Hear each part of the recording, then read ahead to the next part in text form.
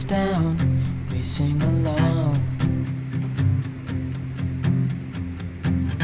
The summer night has just begun. The moon is bright, let's have some fun. Oh, this is everything with you right next to me. So alive, and tonight I'm thinking that I don't wanna go. Calling sick in the morning, baby don't leave. Hi everyone, and nasa Shore Pier Residence, Tower 2 tayo, 4th floor. So magkatabi tong unit na to. Sa isang side is Suite A, titirhan nyo ni owner.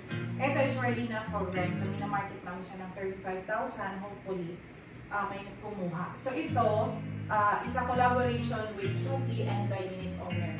So si unit owner may mga idea na nilagay niya dito. Like for example, mirror, and then meron siyang shelves na extra. Kasi empty space to eh. So nilagyan namin, nasuggest si owner na gusto niyang meron dito sa area na to na shelves additional. So nagpalagay kami. And ang napili namin dito is more on marble style na backsplash. Ito. Yan siya. So ito yung mga inag dito sa area na to. Like ito, napaka-laking mirror. So ang idea, bago ka aalis, at least kahit paano, makikita mo yung sarili mo kung okay ba ako, ganon. So full mirror yung nilagay namin dito. And nag-add kami dito ulit ng microwave shelves. And then may dalawang storage para mas magiging functional, and then more storage na din. To separate yung dining area sa kitchen area, nagpalagay si owner dito ng partition. Ganito. So, yung partition dito is more on ganitong color. Doon naman sa kabila, ginawa niya is glass. So, ipapakita ko sa inyo to. Ito. Yan ang idea ni owner. And 2-door Samsung ulit. Like nito, Fujidenso yung niya, microwave niya. Kahit naman pwede. Samsung, depende sa prefer ninyo na brand. Pero yung pinaka top 3 namin is Samsung, Fujidenso, American Home. And dito namin nilagay. So sakto lang talaga yung 2 chairs. So may extra kaming dalawa. So dito na lang nilagay. And pwede siyang ilagay dito sa bedroom area in case na kailanganin ni tenant. So dito naman, so ang kulang na lang dito is yung ilaw. So yung aircon namin, cleanading namin from wall sa kabila hanggang dito para malinis siya tignan.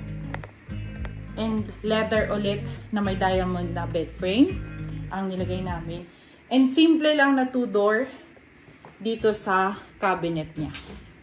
So, yung sa kabila ni ma'am, ang ginawa niya doon is pina-built-in niya. Napakaganda. So, ibablog ko din yun.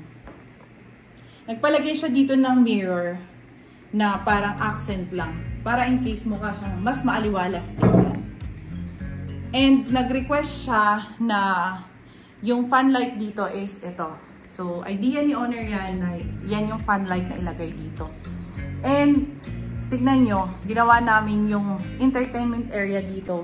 Corporate naman dito. More on marble and doon din. So, nag-complement lahat yan. Gray, marble. And then, naglagay kami dito ng floated sa wall. And, yun din yung namin, yung sofa bed namin dito is gray ulit. Same. And yung curtain namin, gray ulit. So, napansin ninyo, yung unit na to is Suite B. So, hindi namin nilagay dito yung aircon nandito sa bedroom. And ito, dati na yan, naka-open lang. Ito yung amenities dito.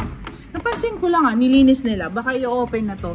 Tower 2. Sa dulo, yan. And ito na yung sale residences, Sa mga unit owner na kumuha ng sale residences, yan na. So, magkatabi lang sila, short tree. Ito naman tayo sa bathroom area.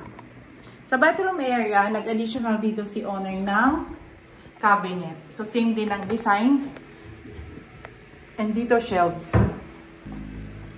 And naglagay na rin ng towel rack. And dito sa bidet. Ito pala dito. Para dito pala yun, yung washing machine. And tinanggal yung mirror dito. Ginawa siyang full mirror sa dulo. Tapos, binaba namin yung outlet. Yan. And nagpalagay din si owner ng glass enclosure naman. And ito, nagpa-add siya. Yan. So, kung may budget naman kayo, pwede naman mag-add eh. Depende yun sa gusto ninyo. Ang importante is kung saan kayo mas komportable at sa tingin ninyo is mas okay yung unit ninyo kapag in-upgrade ng konti. Pero kung budgeted kayo, wala namang problema. Kahit dito is siya, ano lang, 13. So, depende yun sa inyo. Ayan, ito yung another mirror din. O, diba? Ang ganda. So, pag may budget talaga kayo, pwedeng-pwede. Hindi pa ito nakikita ni owner. So, uuwi siya ng, by January or February. Doon siya mag-i-stay sa isang unit.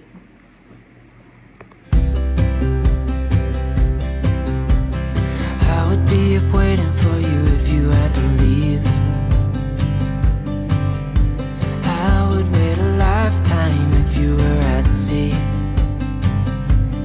I just wanna say that I feel that our love is real. Maybe we should hurry up and seal the deal. Oh, oh, I just wanna love you right. Oh, oh, love you till the end of time. I just wanna hold you for forever. Every day you're making me better. 'Cause a love like this is rare, and I wanna take you there.